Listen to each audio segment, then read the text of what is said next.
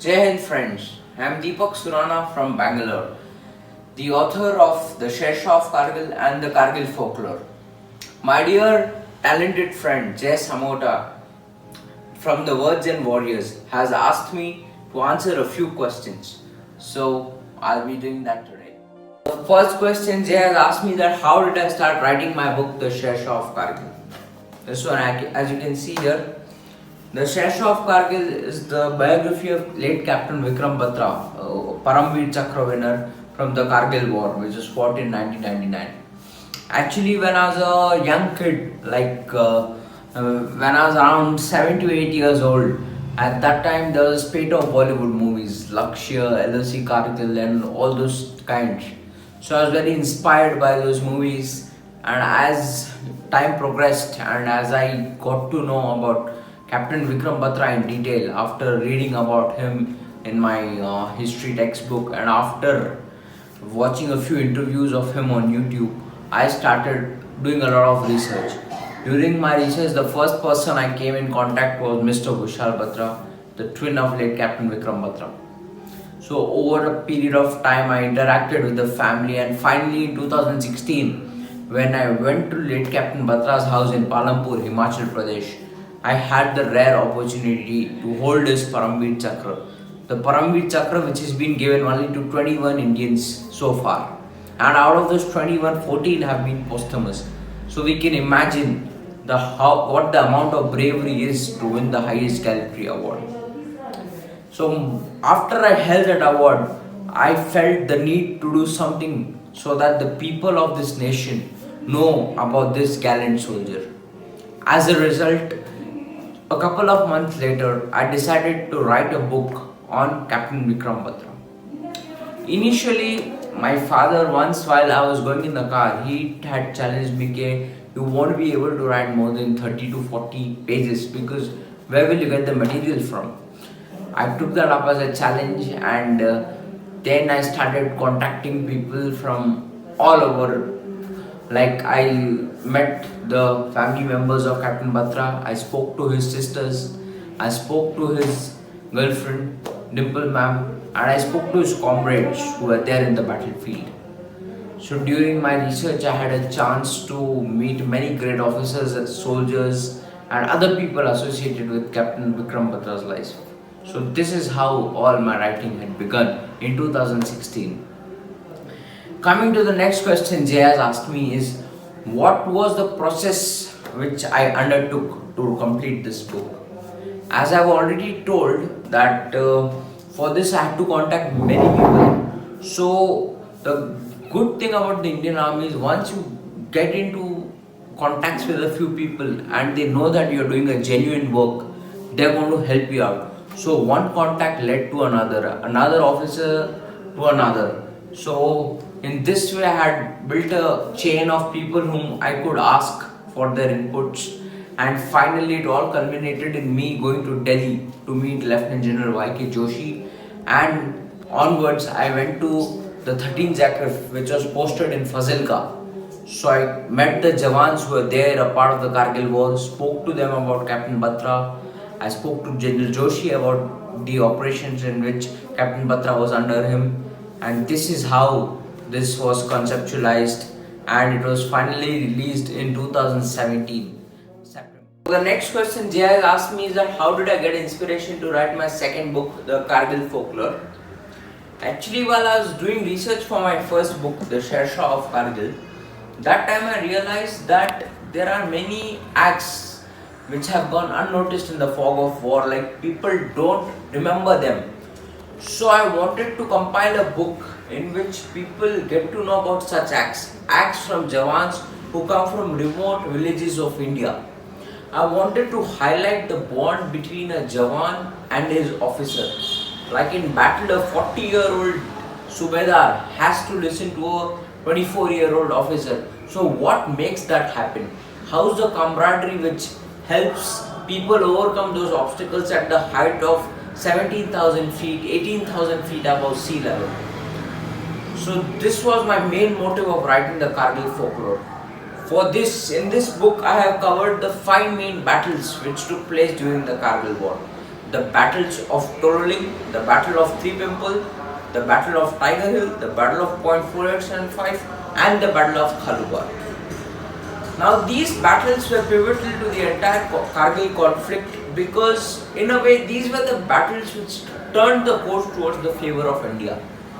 And the battalions which played a significant role in these battles were the 18 Grenadiers, the 2nd Rajputana Rifles, the 13th Jammu and Kashmir Rifles, the 2nd Naga Regiment, the 17th Jat Regiment, the 1 by 11 Gorkha Regiment, the 8th Sikh Regiment, and various other regiments which gave their blood and their limbs to win back those peaks. So that was my main motivation and main inspiration, so that I could give back to the army what they had done for us on those icy peaks in 1999.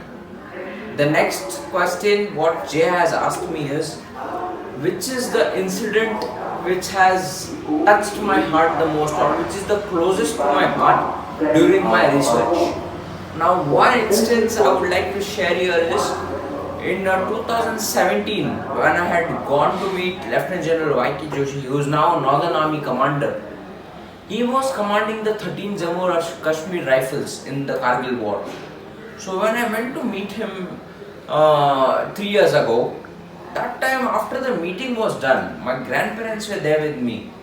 So Joshi sir, despite having work, he gave me 2 hours of his time. And after that also, as the distance from his house to the gate was approximately 1.5 kilometers, his house was in a big army cantonment area.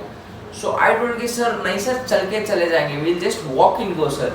He told, yaar Deepak, to akela hota, to I would have let you go, but you have your grandparents with you, so it's my duty to drop you all till the gate. So he took his own car out and Joshi sir dropped us till the gate, and that shows the humility of that man. Like, despite being such a high rank general, he's so humble and so down to earth. So this is one of the fondest memories I have. And another fond memory is when Vishal Batra, the twin brother of Captain Vikram Batra, took this book, The Shershah of Kargil, atop point 4875, where Captain Batra was martyred on 7th July. So Captain Vikram Batra's twin Vishal sir had taken this book atop 4875 on 7th July 2019, exactly 20 years after Captain Vikram Batra was martyred on that very feature. So this is another very fond memory which I have. Now the next question Jay has asked me is that how does it feel to be in contact with so many soldiers and so many families of martyrs? Now that is something special. Like, in my contact list there are numbers of so many colonels, brigadiers and captains and fathers and mothers of martyrs. I feel blessed to be in contact with such people because they have made me a part of the extended family, which is the Indian Army. And it feels so good when people like Captain Vijayan Thapar's mother, his dad, they send me messages on WhatsApp, they ask me about my well-being. We are in regular touch. The family of Vikram Batra has become like my own family. Then I have many soldiers, Colonel Om Prakash Mishra, General Joshi, Colonel Gurpreet Singh, Colonel Rajesh Adhav, and all these people are like a part of my extended family. They have made me feel so warm, and they have, in fact, a couple of them have come to my house, like Subedar Raghunath Singh. He has come to my place a couple of times. Then we have Colonel Om Prakash Mishra. So it is a very big privilege which I have got, and even if I just give them a call and if I want to talk to them casually, they are always happy for it. And there's Captain Naveen Nagappa who stays here in Bangalore. So I keep frequenting his house in every 2 months, every 2-3 months, and he makes sure that I spend a gala time with him. So it is an absolutely fantastic experience which cannot be expressed in words. So the next question, Jayal asked me that how is my life changed after military writing. Now, to be honest, when I was 18 and 19, I used to crib about small things in life, like very small things, very pet things. as any teenager would do. But once I started getting into this military writing, once I started coming in contact with families of martyrs and the soldiers who fought the war, so I realized that there are many things to life. Like you are living right now, you won't be there the next moment. So this realization started sinking in, and I started to live by the moment. I started enjoying every moment. And also with military writing comes a fair share of fame and recognition from people from across the board. People started getting to know much more about me. People started approaching me for advice, and then people also commended my work. They called me over to schools for interviews. So I believe all this has been possible only because of the invisible strength of the Indian Army, which has kept me going. And it has actually been the turning point of my life, military writing, because I have own standing of myself, and I believe that this is the best thing which has ever happened to me. And coming to the last question, Jay has asked me about the aspects of military writing, and he also asked me to send a message to the people. Now, about military writing, it is a joy. Actually, if you have an interest in that subject, if you have an interest in military writing, it is a joy to relive those stories and to let people know. It is a way in which you can let people know about our heroes. Due to some reasons, I was not able to join the army, but this was one way in which I could pay back to the army. This was a very small way in which I could give back to the army for what our Jawans do for us day in and day out. So military writing has given me that chance to let the youngsters of these people know that what our soldiers are and what they do for us. Because if we don't realize it now, then when will we realize it? And a message to the youngsters, especially the youngsters of our nation, I would like to send a message that we must remember that we are living here in our drawing rooms, in our living rooms, we are enjoying, we are chatting with each other on Insta, WhatsApp, Facebook. Why is that possible? That is possible because of our soldiers on the border. Like they stay away from their families, and we are locked down with our families, but they are in Kashmir fighting day in and day out. They are handling terrorists, they are handling encounters, and they do that. They don't know they don't know you, they don't know anyone, and still they are doing it. So this is one message. Okay, we should not forget their sacrifices in any stage. Thank you and good luck, Jay.